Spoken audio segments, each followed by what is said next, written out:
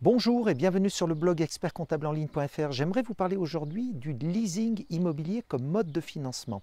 Alors le préalable, ce qu'il faut savoir, c'est qu'en règle générale, les organismes qui financent sous cette forme le font pour des montants qui sont supérieurs à 1 million d'euros. On trouve rarement des leasings immobiliers pour des faibles montants.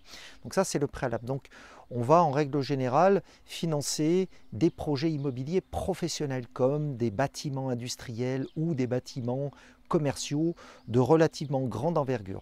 Alors ce préalable étant posé, maintenant je vais vous parler un petit peu du régime fiscal du leasing immobilier. Alors le leasing immobilier présente un gros avantage par rapport au financement, on va dire classique, c'est que l'on peut déduire l'intégralité des mensualités, des locations du leasing immobilier en charge. Et pourquoi? Parce qu'en fait, en réalité, c'est un autre organisme qui est propriétaire du bien et qui vous fait en fait des loyers qui vont correspondre à un financement sur une durée comprise en règle générale entre 10 et 15 ans. On peut même trouver des leasings immobiliers sur des durées plus courtes, mais après, ça devient compliqué parce qu'il faut quand même équilibrer loyer et emprunt. Et il faut aussi que le loyer soit économiquement viable pour le preneur. Donc on va souvent trouver des leasings immobiliers sur des durées de 10 ans, 12 ans, 15 ans. Alors, on va pouvoir donc déduire l'intégralité des loyers que l'on verse au leaseur.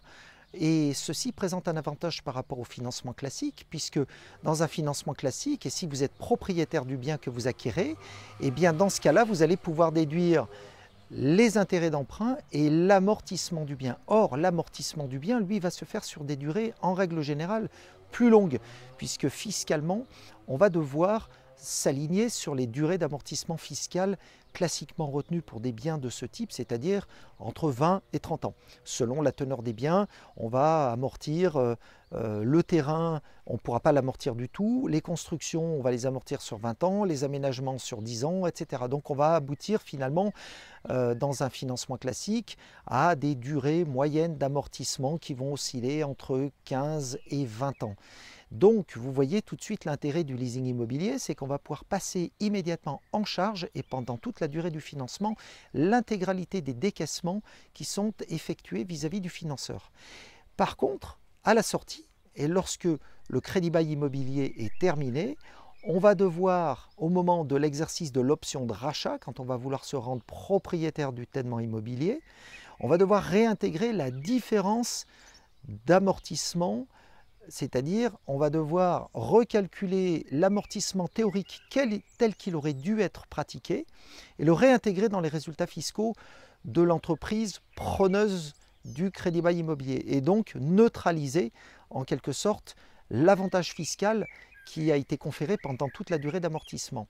Vous allez me dire, mais quel intérêt? Eh bien l'intérêt, c'est tout de même de pouvoir mettre en adéquation les flux financiers qui sont décaissés vis-à-vis du financeur avec la fiscalité. Et donc pendant toute la durée du crédit bail immobilier, afficher un résultat fiscal proche de zéro. Voilà, donc ceci étant précisé, on aura le même type de réintégration au moment de la revente. Si jamais vous revendez le bien, eh bien la plus-value, elle sera calculée par rapport à la totalité de la déduction qui aura été opérée dans le cadre du crédit bail immobilier. Donc voilà, ce type de financement est à réserver aux entreprises qui ont des gros tènements immobiliers et qui ont un avantage fiscal à la déduction immédiate de l'intégralité de leur loyer.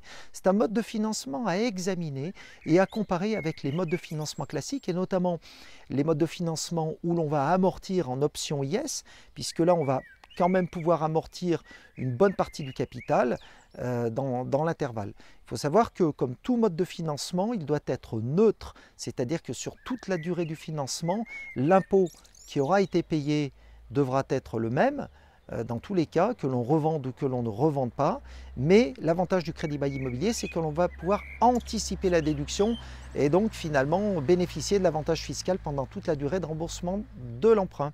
Voilà, c'était Philippe Massou pour le blog expertcomptableenligne.fr. Je vous dis à très bientôt. Au revoir.